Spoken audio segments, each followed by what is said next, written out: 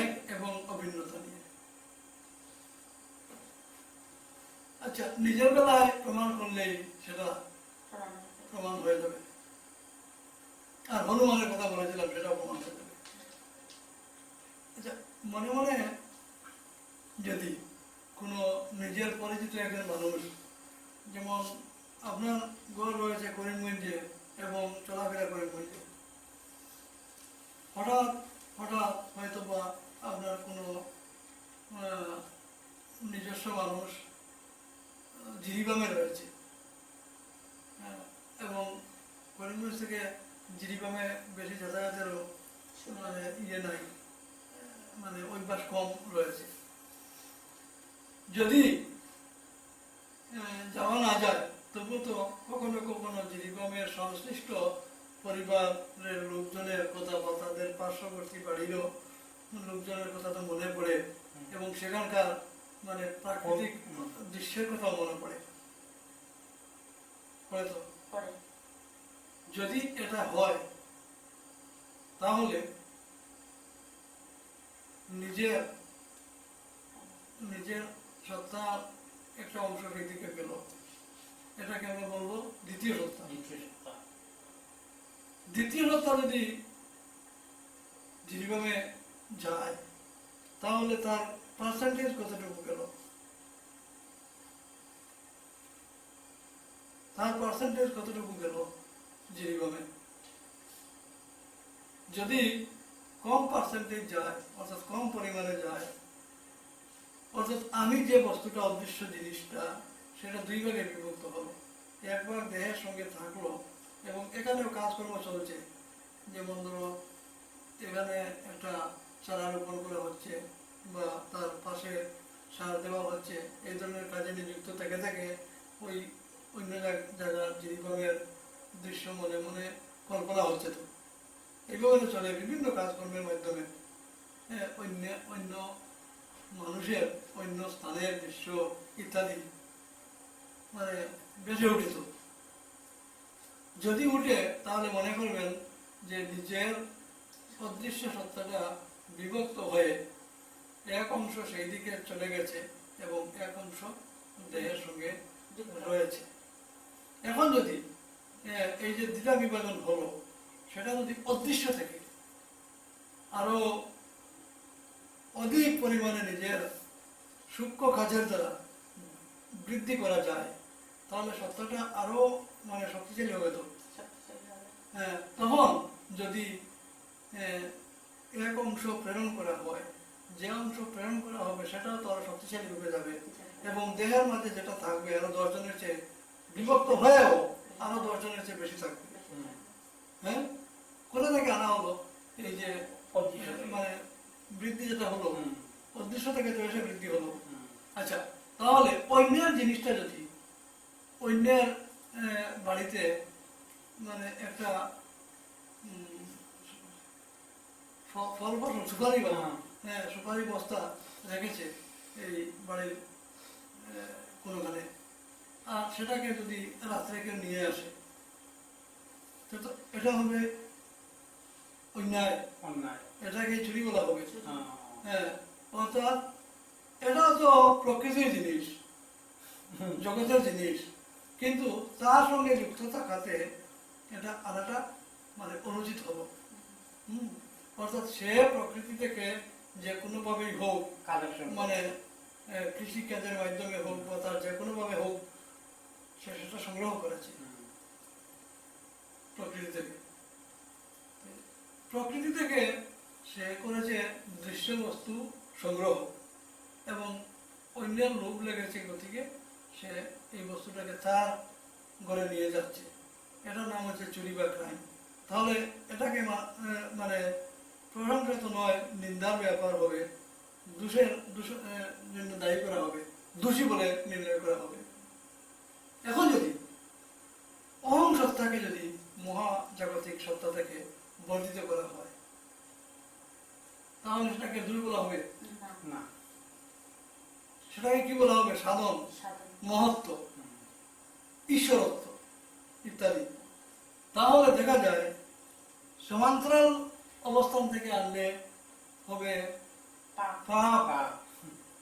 দোষ, ক্রাইম বা যত কিছু বলা হয় মানে নেগেটিভ দিকে। আবার যদি মহাজগতের দিক থেকে আনা হয় তো সমান্তরাল থাকলো না, হ্যাঁ, উলম্ব হয়ে গেল। সেদিক থেকে যদি আনা হয় তাহলে সেটা দোষের উল্টাটা হবে, অর্থাৎ গুণ, গুণ, পাপ, পুণ্য। পাপ নয় পুণ্য, হুম, এবং মহত্ব, ঈশ্বরত্ব সমস্ত নামে অভিহিত করা হবে। হুম, হ্যাঁ, তাহলে দেখা যায় যে দৃশ্যবস্তু যদি অন্যের অধিকারে থাকে সেটা আনা যে অবস্থা দাঁড়ায়, এর বিপরীত অবস্থা অদৃশ্য মহাজগৎ থেকে যদি আকর্ষণ করা হয় হুম, তাহলে সেটা আরো মানে ভালো, ভালো। মানে প্রশংসার যোগ্য, শ্রদ্ধার যোগ্য কর্ম হবে। এটাই তো নিয়ম। কাজেই অদৃশ্য মহা জগৎ থেকে যদি আমরা আনি তাহলে সেটা হবে আমার পুণ্য। আবার ওই যে বলেছিলাম যে হনুমানের কথায়, যে এক জায়গায় হনুমান আর অন্য জায়গায় মানে ঔষধ নিয়ে চলে যাচ্ছেন যুদ্ধক্ষেত্রে, এইভাবে মানে মহা সাধক মহর্ষি যতই আছেন তারা সত্তাকে বিভাজিত করেন। হ্যাঁ, অর্থাৎ সত্তাকে বিভাজন করে এক অংশ বাইরে প্রেরণ করা যায়, প্রেরণ করলে অন্য লোক বা সমাজের সামনে পুরা দমে হাজির করলেও হ্যাঁ মানে স্বাভাবিক অবস্থায় যেরকম আছে সেরকমই মানে প্রদর্শন করা যায়। আবার যদি সেটা বিভাজন করার পর যে দুই অংশে বিভক্ত হবে সেটা যদি হালকা থাকে তাহলে সেইভাবে দৃশ্য অবস্থায় হাজির করা যাবে না এবং ততটুকু শক্তিশালী হবে না। যে অংশ দেহের সঙ্গে থাকবে সেটাও শক্তিশালী নয়, আর যে অংশ যাবে সেটাও শক্তিশালী নয়। অতএব অতি সূক্ষ্ম কারিগরি এই অহং সত্তাকে বৃদ্ধি করা। যদি অহং সত্তাকে বৃদ্ধি করা যায় তাহলে যে পদ্ধতির মাধ্যমে অহং সত্তা বর্ধিত হবে সেই পদ্ধতির মাধ্যমে দেহের বলও তো বৃদ্ধি হবে। হ্যাঁ, কর্মক্ষমতা বর্ধিত হবে, সমস্ত কিছু বৃদ্ধি হবে। দেহের মধ্যে তুমি যাকে ভিটামিন বলছো, যাকে শক্তি বলছো বা যত কিছুই বলো, সমস্ত কিছু তো অদৃশ্য থেকে আসছে এবং যাওয়ার পর তো অদৃশ্যই চলে যাচ্ছে। কাজেই সেই অদৃশ্য থেকে আনাকে বলা হবে সাধন, মহত্ব ইত্যাদি। আর দৃশ্য বস্তু অন্যের অধিকারে থাকলে সেটাকে আনলে বলা হবে চুরি, ক্রাইম বা উগ্রপন্থা, যত ধরনের মানে দোষের নামে নামকরণ করা যায় ততটাই নাম দেওয়া যাবে। এই তো হচ্ছে মানে লক্ষণ, জগতের লক্ষণ। তাহলে এখন যদি আমরা অদৃশ্য সেই মহাশক্তি, শক্তি যিনি মানে অনন্ত জগৎ জুড়ে রয়েছেন, সমস্ত জগৎকে যিনি রক্ষা করছেন, সৃষ্টি করছেন, লয় করছেন, হ্যাঁ, অর্থাৎ কোথাও কোথাও সৃষ্টি এবং কোথাও কোথাও ধ্বংস, ধ্বংস এবং সৃষ্টিতে রূপান্তরণ প্রক্রিয়া। যেভাবে একটা আম গাছের পাতা যদি মাটিতে পড়ে, একটা পাতা যদি পড়ে সেই এক পাতা কিন্তু নতুনভাবে রোজদিন প্রতিনিয়ত সৃষ্টি হচ্ছে। হ্যাঁ, যতটা পাতা পড়বে ততটা পাতা সৃষ্টি হচ্ছে। কাজেই অদৃশ্য জগতের অস্তিত্ব এসে দৃশ্য হচ্ছে এবং দৃশ্য যেটা ছিল সেটা অদৃশ্য নেওয়ার ব্যবস্থা হচ্ছে। কাজেই সমস্ত কিছু অদৃশ্য থেকে আসছে এবং অদৃশ্যে যাচ্ছে। সৃষ্টি প্রক্রিয়াটা হচ্ছে সেই অদৃশ্য থেকে আনার ব্যাপার। এখন যদি মানুষ মনন শক্তির দ্বারা এমন ভাবে সৃষ্টি হয়, নিজেকে তৈরি করে, তাহলে এই যে অদৃশ্য থেকে যে যাকে আনবো টেনে, সেটাই তো সমস্ত মহাজগৎ জুড়ে সেই পরম শক্তি, সেই পরম শক্তি তো পরমেশ্বর যিনি অদৃশ্য। কাজেই আমি আনা মানে পরমেশ্বরের এক অংশ আমি মূলতই ছিলাম এবং পরমেশ্বর থেকেই আমি যা কিছু আনা আনছি। নাকি? তাহলে আমি এবং পরমেশ্বরের মধ্যে সম্পর্ক কি হলো? সম্পর্ক হলো ঠিক যেভাবে তুমি জিরিবামে গেলে, হ্যাঁ, জিরিবামে ওই জানাশোনা লোকটির বাড়িতে বা আত্মীয়ের বাড়িতে যাওয়া, অর্থাৎ মনে মনে যাওয়া, মনে মনে গেলে সেই অস্তিত্বকে অন্যরা দেখবে না, কিন্তু এটা তো বিভক্ত হয়ে গিয়েছে। সেই যে যেটা বিভক্ত হয়ে গেল, এটা তো নিজেরই এক অংশ, নিজের অংশ, এবং সেটা নিজের কাছে ঘুরে আসবে, আবার ঘুরে আসবে তো। তাহলে ঈশ্বর এবং নিজের মধ্যে প্রক্রিয়াটা মিলিয়ে দেখলে কি হয়? একই ধরনের প্রক্রিয়া। হ্যাঁ, আগে যে বলেছিলাম যেভাবে মোমবাতি এবং সূর্যের প্রক্রিয়া, চেয়ার থেকে পড়া এবং গাছ থেকে পড়া একই প্রক্রিয়া, ঠিক একইভাবে নিজের থেকে অহং সত্তা বেরিয়ে যে গেল অন্যত্র, সেই সেই সত্তা এই তো নিজেরই একটা অংশ। কাজেই নিজের অংশ ওইদিকে গেল, সে আবার ঘুরে আসবে নিজের মাঝে। আমিও অহং সত্তার মানে পরম সত্তার অংশ, অহং সত্তা, আমি আমার সাথে ঘুরে যাই। হ্যাঁ, সেটাই আমার মূল ঠিকানা। তাহলে অদৃশ্য থেকে দৃশ্য হয় এবং দৃশ্যই অদৃশ্যে যায়। তাই যদি মহাজাগতিক লক্ষণ হয়ে থাকে, তাহলে এটা তো জগতের লক্ষণ। তাহলে এই জগতে আমরা অন্যের অধিকৃত বস্তুকে আনবো কেন? অনন্ত মহাজগৎ থেকে যদি মনসংযমের দ্বারা আনার চেষ্টা করি, তাহলে জগতেই তো মূর্ত হয়ে যাবে। কাজে মানুষ ভুল পদক্ষেপ নিচ্ছেন। সবাই বড় বড় যত পোস্টে রয়েছেন ক্ষমতাশালী মানুষ, তারাও অন্যকে শোষণ করার চিন্তায় নিযুক্ত। আর ছোট ক্ষেত্রে যারা রয়েছে তারাও শোষণ করার ব্যাপারে নিযুক্ত। যারা চুরি ডাকাতি করছে তাদেরকে সবাই নিন্দা করছে, কিন্তু তাদের হয়তো মানে সেই স্ট্যান্ডার্ডটি কম থাকায় তারা মানে শাস্তির যোগ্য এবং নিন্দার যোগ্য হচ্ছে। কিন্তু সবাই তো একই ধরনের মানে অবস্থায় অবস্থিত।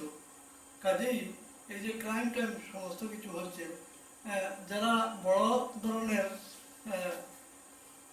ক্ষেত্রে অন্যের অধিকৃত অস্তিত্বকে নিজের দিকে নিয়ে যাওয়ার চেষ্টা করছে, তারা ছোটভাবেই অন্যের অধিকৃত বস্তুকে নিজের দিকে নিয়ে যাওয়ার চেষ্টা করছে। কাজেই বড় পর্যায়ের লোক হোক আর ছোট পর্যায়ের লোক হোক, সবেরই উচিত যে অন্যের অধিকৃত অস্তিত্ব নিজের দিকে টেনে আনার হিসাব না করে, চিন্তা ভাবনা না করে, মহাজাগতিক অবস্থান থেকে এইদিকে আনার প্রয়াস চালানো উচিত। এবং এটা করলে হয়তো মানে সুবিধা হবে। অর্থাৎ এটাই হবে প্রকৃত প্রাপ্তি যুগ। প্রকৃত প্রাপ্তি যুগ। তাহলে আমরা যদি এখন চিন্তা ভাবনা চালাই যে মহাজাগতিক অস্তিত্বকে কিভাবে আমরা টেনে আনতে পারি, তাহলে আমরা সাফল্যের দিকে যেতে পারব। যেমন এটা কথা বলি, মহাজাগতিক অস্তিত্বকে টেনে আনার এই যে কথাবার্তা বলছি, এটা অনেকেই বলবে এটা একটা মানে ইমাজিনারি ব্যাপার, ইমাজিনারি, হ্যাঁ, অসম্ভব, অবাস্তব কথাবার্তা, হ্যাঁ, কাল্পনিক কথাবার্তা। কিন্তু যারা এটা বলবেন, কল্পনাকে আশ্রয় না করে তারাই কোনো কিছু করতে পারবেন না। হ্যাঁ, এটা এই তো এবং পূজা আসছে, পূজার প্যান্ডেল তৈরি করতে হলে আগে মনের মধ্যে সেই প্যান্ডেলটা তৈরি করতে হবে, তারপরে জগতের এটা বাস্তবায়িত হবে কাজের মাধ্যমে। হ্যাঁ, কাজেই সমস্ত কিছু আমরা যেভাবে পরিকল্পনা করছি, হ্যাঁ, তারপর মানে বস্তু দিয়ে তার রূপান্তরণ করছি, ঠিক সেইভাবে তো পরম সত্তাও পরিকল্পনা করছেন এবং বস্তু দিয়ে সেটা বস্তুগতভাবে সেটা রূপান্তরণ করছেন। কাজেই পরম সত্তা এবং অহং সত্তার মধ্যে চলছে একই প্রক্রিয়া। তাহলে পরম সত্তা যত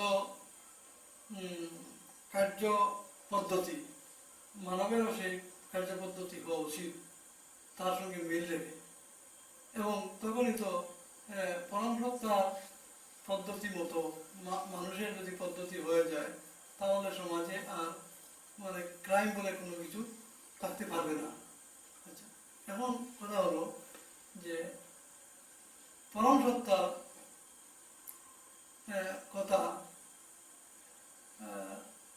অনেকেই মানবেন না, হয়তো মানবেন না, কারণ দেখা যায় না। হ্যাঁ, দেখা যায় না বলে সেই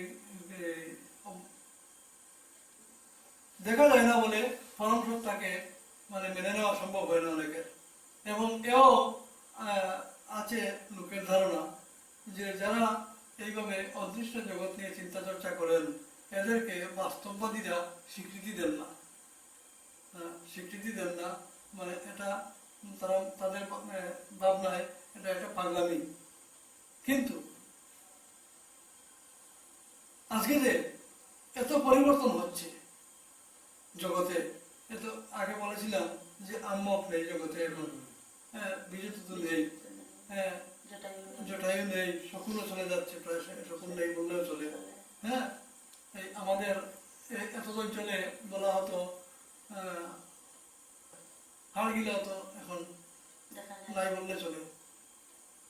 এই যে নাই হচ্ছে, আরো হয়তো বা 1 শতাব্দী চলে গেলে হাড়গিলা নামে কোনো কিছু ছিল সেটা মানুষের কাছে বিশ্বাসই হবে না। হ্যাঁ, তাহলে যে এত পরিবর্তন তাহলে আসছে কোথা থেকে? সেই মহাজগৎ থেকে আসছে, এবং সেই প্রজন্ম প্রজাতিতে এই মহাজগতে চলে যাচ্ছে। কেন চলে যাচ্ছে? মানুষের এই মানে মানুষের এই কাজকর্মের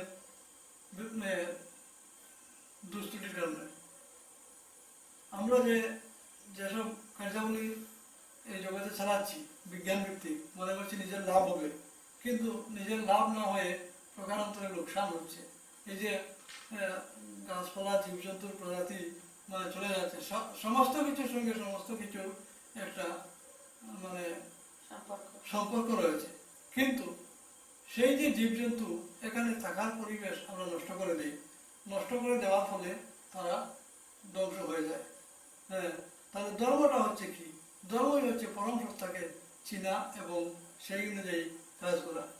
এখন যদি সব মানুষ সেই পরম ধর্মে লিপ্ত হয়ে যায়, তাহলে জগতের অবস্থান পুরাপুরি পাল্টে যাবে। জগতের অবস্থান পুরাপুরি পাল্টে যাবে। বলা হয়েছিল যে সব মানুষ যদি মানে পরম সত্তার দিকে চলে যায় বা সূক্ষ্ম কাজের দিকে চলে যায়, তাহলে মানে এই কঠিন কাজগুলো কে করবে? তখন এত কঠিন কাজের প্রয়োজন পড়বে না, কারণ যত কিছু আবিষ্কার হচ্ছে, আবিষ্কার হওয়ার আগে এইগুলা মানে কেউ জানতো? হ্যাঁ, এখন যে রোবট আবিষ্কার হয়ে গেল, এখন যে তোমার ইন্টারনেট আবিষ্কার হয়ে গেল, এটা তো আগে জানা ছিল না। তখন তো নাই বলে বাবা হতো, বা নাই আছে কোনো কিছু বলা হতো না। কোনো কিছু তৈরি হওয়ার পর সেটার অস্তিত্ব, কিন্তু এইভাবে অনন্ত অস্তিত্ব তো রয়েছে মহাজগতে। কাজেই মানুষ যদি সেই মহাশক্তির সঙ্গে সংযোগ স্থাপন করে, তাহলে জগতের কি পরিবেশ হওয়া উচিত এই কঠিন পদার্থের স্থানান্তর হস্তান্তর করণের জন্য